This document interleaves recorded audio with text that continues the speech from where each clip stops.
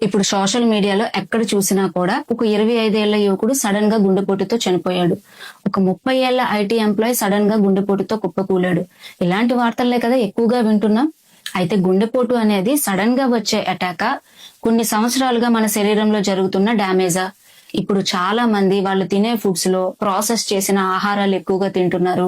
Cool drinks, omega 6 వంటి bad fats ఉండే refined oils ని గానీ, ట్రాన్స్ ఫ్యాట్ ఫుడ్ ని గానీ ఎక్కువగా తీసుకుంటున్నారు.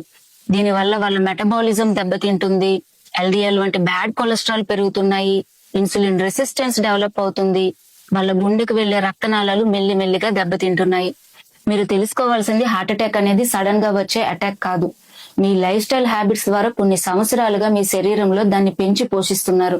అయితే మీ గుండె ఎలా మెల్లిమెల్లిగా దెబ్బతింటుంది, కొన్ని టెస్ట్ల ద్వారా మీ హార్ట్ కి ఎర్లీగా వచ్చే రిస్క్ ని ఎలా తెలుసుకోవచ్చు అనేది ఆల్రెడీ నేను ఆ లాంగ్ వీడియోలో క్లియర్ గా ఎక్స్ప్లెయిన్ చేశాను. Please watch that video.